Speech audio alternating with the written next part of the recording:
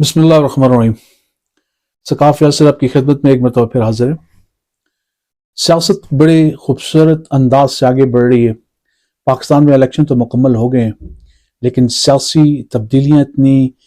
तेज़ी से भी बदली हैं, लेकिन कुछ ऐसी चीज़ें हैं जो बिहाइंड द सीन हो रही हैं, जो शायद नज़र ना आ रही हों, जो ख़बरों में, अखबारों में और सोशल मीडिया पे या इलेक्ट्रॉनिक मीडिया पे या प्रिंट मीडिया पर आपको ना बताया जा रहा हो। आज हम इस तरह की गुफ्तगू करेंगे और जानने की कोशिश करेंगे कि जो पपेट्स होते हैं उनके पपेटियर कौन कौन हैं और कहाँ से डोरियां किसकी हिलाई जा सकती हैं या हिलाई जा रही हैं या हिलाई जाती हैं। जिस तरह आपने एक पपेट शो में एक पुतली तमाशा में देखा होगा कि जो सामने नजर आने वाली जो पुतली होती है उसको कोई नचवा कोई और रहा होता है, वो डांस किसी और के इशारे पे कर रही होती है, उसके साथ कुछ स्ट्रिंग्स कुछ धागे लगे हुए होते हैं, उसके हाथों के साथ, उसके पैरों के साथ, उसके सरों के साथ,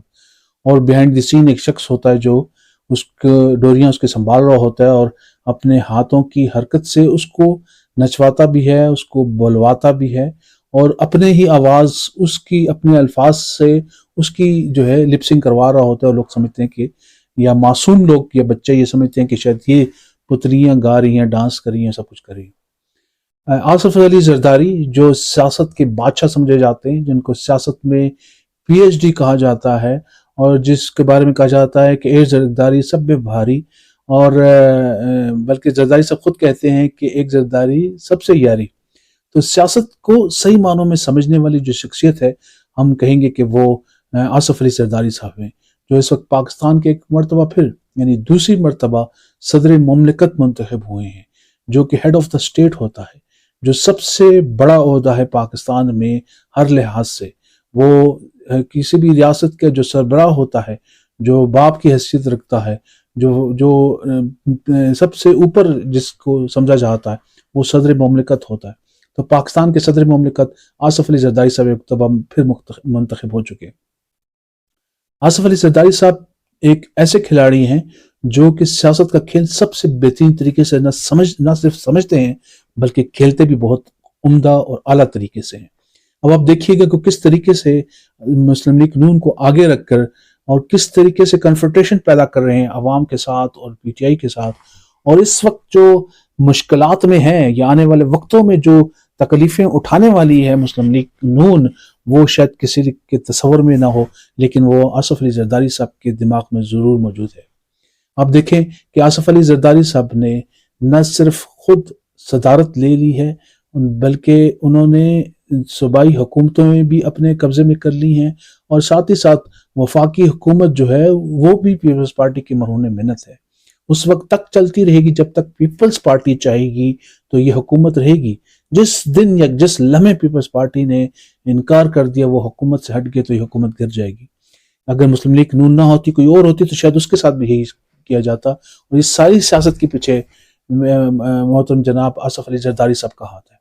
आसिफ अली जरदारी साहब एक इंतहाई उम्दा खिलाड़ी हैं सियासत के, और बड़े नप्पे तुले और बड़े ही उम्दा अंदाज में अपने जो हैं वो पत्ते खेल रहे हैं। उन्होंने बहुत सारी जो है कुर्बानियां भी दी हैं इस मकाम तक पहुंचने के लिए, लेकिन वो ये जानते हुए कि भाई मुझे कौन सा पता किस तरह से खेलना है। अगर आप बात करें मियां नवाज शरीफ की, तो वो भी थोड़े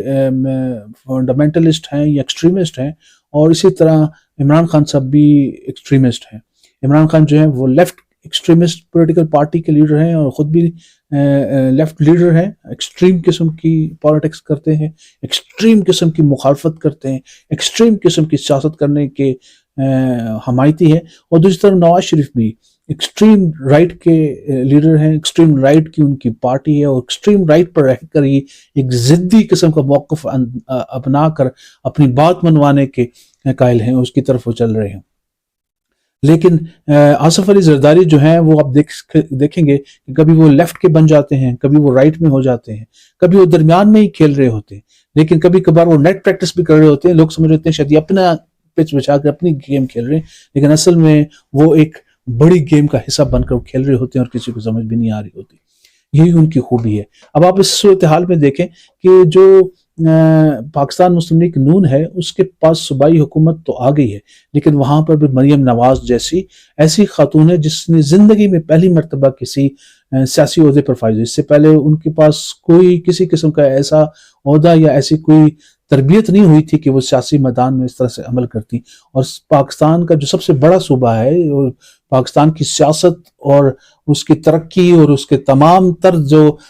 بین الاقوامی معاملات بھی ہیں تو وہ پنجاب کے اوپر بھی بہت زیادہ منحصر کر رہے ہوتے ہیں، اور پنجاب ایک کی صوبہ ہے اور اس کی وہ وزیر اعلیٰ بن گئی ہیں، لیکن ان کا کوئی تجربہ نہیں ہے، اس سے پہلے کسی قسم کی وہ سیاسی اتنی وسعت یا تجربہ نہیں رکھتی تھی جو کہ ان کے حوالے کیا گیا ہے اور مسلم لیگ کو ایک انتہائی اسٹیک پہ ڈال دیا ہے۔ اب یہ ڈیپینڈ کرتا ہے کہ مسلم لیگ اگر کامیاب ہوتی ہے تو اس کا سہرا مریم نواز پہ جائے گا، اور اگر ناکام ہوتی ہے تو اس کا بھی سہرا مریم نواز پہ ہی جائے گا، اور وہاں پر مریم نواز کو بٹھا کر میں سمجھتا ہوں کہ ایک بہت بڑا رسک لے لیا ہے پاکستان مسلم لیگ نے، کیونکہ پی ٹی آئی کی ٹرولنگ، پی ٹی آئی کے جو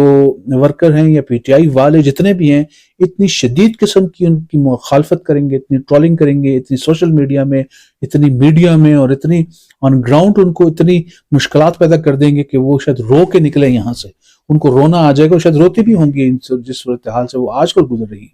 اور اس میں کس طریقے سے وہ ڈیلیور کر سکیں گی مجھے سمجھ نہیں آ سک رہا کہ وہ ڈیلیور بھی کر سکیں گی کہ نہیں کر سکیں گی۔ دوسری جانب جو آصف علی زرداری ہیں انہوں نے سندھ کی حکومت تو لینی ہی تھی، اور سندھ کی حکومت انہوں نے حاصل کر لی بڑی آسانی سے، اور جو اس کے ساتھ ساتھ انہوں نے بلوچستان میں بھی اپنی حکومت بنا لی ہے، اور بلوچستان میں آپ حیرت ہوگی آپ کو کہ جو ان کے مخالف صدارتی امیدوار تھے محمود خان اچکزئی صاحب، ان کا تعلق ہی بلوچستان سے تھا، اور ان کو ایک بھی ووٹ وہاں سے نہیں مل سکا، چونکہ وہاں پہ جتنے بھی یعنی کہ اپوزیشن کا کوئی ووٹ ہے ہی نہیں، یعنی کہ بلوچستان میں اپوزیشن ایگزسٹ ہی نہیں کرتی، اور سیناریو یہ ہے کہ مرکز میں جو حکومت ہے وہ مسلم لیگ نون کی ہے، پنجاب میں مسلم لیگ نون کی ہے، سندھ میں پیپلز پارٹی کی ہے، کے پی میں پی ٹی آئی کی ہے، اور بلوچستان میں جو ہے وہ تمام مخلوط حکومتوں کی، تمام مخلوط جماعتوں کی مل کر ایک حکومت بنائی گئی ہے جس کو کہ پیپلز پارٹی کے سرفراز بگٹی صاحب لیڈ کر رہے ہیں۔ اب آپ دیکھیے گا کہ باقی جو صوبے ہیں اس میں پنجاب میں بھی اور ساتھ ہی ساتھ کے پی میں بھی پیپلز پارٹی کے ہی گورنر نافذ ہوں گے، یعنی کہ مرکز میں صدر مملکت خود ہوں گے، اور ان کے بیٹے شاید وزیر خزانہ بن جائیں، اور دیگر لوگ بھی شاید ان کے وزراء وہیں پہ ہوں گے، صرف نام یہ ہوگا کہ مسلم لیگ کی حکومت ہے، یعنی کہ خراب پرفارمنس کارکردگی ہے تو وہ الزام سیدھا جا کے لگے گا کہ بھئی وہ مسلم لیگ نون والے ڈیلیور نہیں کر رہے، شہباز شریف صاحب ڈیلیور نہیں کر رہے، جبکہ بیک گراؤنڈ میں جو آپ دیکھیں گے تو کہ وہ جو ہوگی وہ پیپلز پارٹی ہوگی، یعنی کہ چاروں صوبوں میں گورنر یہ اپنی مرضی کا لگا لیں گے، بے شک سندھ میں گورنر جو ہے وہ ایم کیو ایم سے لگا لیا جائے کیونکہ ان سے بھی انہوں نے ووٹ دی، ایم کیو ایم کا لگا دیا جائے گا، لیکن پنجاب میں اور کے پی میں ان دونوں صوبوں میں وہ اپنا گورنر لگائیں گے، کیونکہ صدر کا نمائندہ ہوتا ہے، صدر اس کو لگاتا ہے لیکن وزیر اعظم کے ایڈوائس پہ، لیکن وہ اس کو خوشی سے لگائیں گے۔ بلوچستان میں سندھ میں آلریڈی ان کی حکومت ہے، مرکز میں یہ حکومت کا حصہ ہیں اور خود صدر مملکت بھی ہیں، تو آپ نے جو شطرنج دیکھی ہو نا، شطرنج کا جو کھیل ہوتا ہے اس میں ڈاکٹر ہینری کسنجر بہت زبردست ڈپلومیٹ، پولیٹیشین، انٹرنیشنل ریلیشن کے ایکسپرٹ، امریکہ کی جو ہے وہ تاریخ بدلنے والے، اور میں سمجھتا ہوں کہ کلیش آف سویلائزیشن کا جو کانسیپٹ دینے والے، 9/11 کے بعد امریکہ کو چینج کرنے والے ڈاکٹر ہینری کسنجر تھے۔ ڈاکٹر ہینری کسنجر نے بڑی زبردست بات کی تھی کہ پالیٹکس جو ہوتی وہ آپ کے جو شطرنج میں میکسیمم سکوئرز اپنے پاس رکھنے ہوتے ہیں، یعنی کہ زیادہ سے زیادہ جو آپ کے حصے کے ڈبے ہوتے ہیں نا، جو آپ کے ڈبے ہوتے ہیں اس میں زیادہ سے زیادہ آپ کے حصے میں آئے، تو آپ تب جیت سکتے ہو، دوسروں کو آئسولیٹ کر کر یا دوسرے پر حاوی ہو کر پھر آپ اس کو جیت سکیں گے۔ تو آصف علی زرداری صاحب نے میکسیمم سکوئر اپنے حصے میں لے لی ہیں، یعنی کہ انہوں نے صدارت بھی لے لی، انہوں نے گورنرشپ بھی لے لی، انہوں نے پورا کا پورا بلوچستان بھی لے لیا، پورا سندھ بھی لے لیا، پنجاب میں بھی انہوں نے وزارتیں لینی ہیں، لی ہیں، اور لیں گے بھی، آگے مزید اپنے وہ باتیں منوائیں گے، بیوروکریٹس کو اپنی مرضی سے بھرتی کروائیں گے، گورنر بھی لگا، اسی طرح کے پی میں کچھ نہ کچھ انفلوئنس کرنے کی کوشش کریں گے اور اپنی منمانی اور باتوں کو وہ منوائیں گے، جبکہ مسلم فرنٹ میں جو ہے عوام کی نظر میں پی ٹی آئی سے مینڈیٹ چرانے والا، پی ٹی آئی کو جیلوں میں بھیجنے والے، پی ٹی آئی پر ظلم و زیادتی کرنے والے، پی ٹی آئی کی جیتی ہوئی گورنمنٹ کو روک کر اپنی حکومت وہ مسلم لیگ نون ہوگی، یعنی کہ بدنامی ساری کی ساری وہ مسلم لیگ نون کے حصے میں آ گئی، اور کامیابی ساری کی ساری پاکستان پیپلز پارٹی کی آصف علی زرداری کے حصے میں آ گئی، کیونکہ یہی تعلقات جو ان کی ابھی سیاسی جماعتوں کے ساتھ ہیں، تمام کی تمام سیاسی جماعتوں، اسی قسم کے تعلقات آصف علی زرداری کے اسٹیبلشمنٹ کے ساتھ بھی ہیں، یعنی کہ مفاہمت کے جو سیاست جسے کہتے ہیں، مفاہمت کے جو بادشاہ ہیں وہ کہلاتے ہیں جناب آصف علی زرداری صاحب۔ ان کے کہنے پر رضا ربانی صاحب کو سینٹ کا چیئرمین بنایا جا رہا تھا، لیکن اسٹیبلشمنٹ کی خواہش تھی، سب سے بڑی بات ہے کہ اس وقت کے جو آرمی چیف تھے ان کی خواہش تھی، آرمی چیف کے ساتھ ساتھ جو آئی ایس آئی کے جو چیف تھے فیض حمید صاحب، ان کی خواہش تھی کہ ساجد سنجرانی صاحب جو ہیں وہ سینٹ کے چیئرمین بنے۔ انہوں نے رضا ربانی، پھر مسلم لیگ خود چل کے ان کے پاس آئی تھی کہ آپ رضا ربانی صاحب کو چیئرمین سینٹ بنائیں تو ہم ان کی سپورٹ کریں گے۔ رضا ربانی صاحب جو کہ 18 امینڈمنٹ کے اور کانسٹیٹیوشنل ایکسپرٹ کہلاتے ہیں اور بہترین سیاستدان اور بہترین شخصیت ہیں، سینیٹر بھی بہت، ان کو انہوں نے قربان کیا، انہوں نے نہیں بنایا، لیکن اسٹیبلشمنٹ کے ساتھ اچھے تعلقات بنانے کے لیے صادق سنجرانی صاحب کو انہوں نے جو ہے وہ سینٹ کا چیئرمین بنا دیا تھا۔ بلوچستان کی حکومت جو نواز شریف صاحب کی تھی، جہاں سے ان کا ڈاؤن فال شروع ہوا تھا، اس وقت کی حکومت بھی گرا کر انہوں نے اسٹیبلشمنٹ میں کہنے پر اس وقت کی حکومت گرا کر انہوں نے جو ہے وہاں پر حکومت بنوائی تھی آصف علی زرداری صاحب نے۔ اسی طرح آپ دیکھیں آصف علی زرداری صاحب نے جو ہے وہ باقی اس طرح کے بہت سے معاملات میں بھی جو ہے اپنی مرضی کے کام کروائے تھے۔ اب جو 16 مہینے سے پہلے پی ڈی ایم کی حکومت بنی تھی، پی ڈی ایم خود بنانے والے تھے اور پھر پی ڈی ایم بنا کے اس پہ سے نکل گئے، پھر اسٹیبلشمنٹ کے کہنے پر دوبارہ اس میں آئے، اور پھر اسٹیبلشمنٹ کہنے پہ ہی انہوں نے حکومت بنائی تھی پاکستان مسلم لیگ نون کے ساتھ رہ کر، اور میاں شہباز شریف صاحب اور نواز شریف صاحب اس بات پہ قائل ہو چکے تھے کہ ہمیں یہ حکومت توڑ دینی چاہیے، ہماری جو پاپولیرٹی ہے وہ ایکسٹریم پہ ہے، اور ہم الیکشن کرواتے ہیں، نئے الیکشن کروا دیتے ہیں، جس سے یہ ہوگا کہ بھی ہمیں اکثریت ملے گی اور ہم فل فلیج حکومت میں آئیں گے، اور تقریر لکھ دی گئی تھی، سب کچھ ہو گیا تھا، لیکن آصف علی زرداری صاحب نے ان کو منع کیا کہ نہیں، ہمیں حکومت کرنی چاہیے اور ہمیں چلانا چاہیے۔ ان تمام 16 مہینوں میں جو انہوں نے کام کیا اور جتنی بیڈ پرفارمنس دی اور جتنی مہنگائی ہوئی اور جتنی لوگوں کو تکلیفیں ہوئی اور چیخیں جو نکلی، ان سب کا جو الزامات تھے، جو بوجھ تھا، جو برڈن تھا، وہ سارا کا سارا جا کر جو ہے وہ مسلم لیگ نون کے سر پہ گرا۔ پوری پی ڈی ایم کا جو بوجھ کہلاتا تھا وہ مسلم لیگ نون یا شہباز شریف کے اوپر آیا، وہ پورا عوام کا نزلہ انہیں پہ گرا، اور فائدہ کس نے لیا؟ آصف علی زرداری اور پیپلز پارٹی نے۔ آپ نے دیکھا کہ پیپلز پارٹی کی سیٹوں میں بھی اضافہ ہوا، پہلے 35 تھی تو وہ 54 سیٹوں پہ وہ چلے گئے،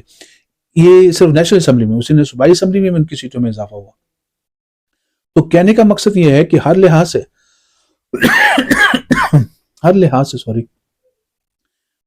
سے جو ہے وہ پاکستان پیپلز پارٹی نے یا آصف علی زرداری نے مفاہمت کی سیاست کرتے ہوئے اپنے کام نکلوائے۔ دوسری جانب ڈٹے ہوئے ہیں میاں نواز شریف، ڈٹے رہے اور ڈٹے ہوئے ہیں عمران خان، ان دونوں نے اسٹیبلشمنٹ کے ساتھ جو ہے اپنی ٹسل بنائی ہوئی اور سختی بنائی ہوئی ہے، لیکن شہباز شریف بھی ایک مفاہمت پسند قسم کے شخصیت نکلے ہیں، اور اس لیے ان کو وزیر اعلیٰ سے بھی اوپر لا کر وزیر اعظم بنایا گیا، اور دوبارہ بھی ان کو اسی لیے موقع ملا کہ وہ مفاہمت کو سمجھتے ہیں۔ اب پاکستان کی سیاست میں جس وقت تک عمران خان مفاہمت کی طرف نہیں آئیں گے وہ جیلوں میں رہیں گے، جس وقت تک نواز شریف مفاہمت کی طرف نہیں آئیں گے وہ بھی کارنر ہو جائیں گے، اور ان کو بھی جو ہے حکومت میں کوئی حصہ نہیں ملا، یہاں تک کہ ان کے جو ساتھی تھے، جو رفقا تھے، جس طرح کے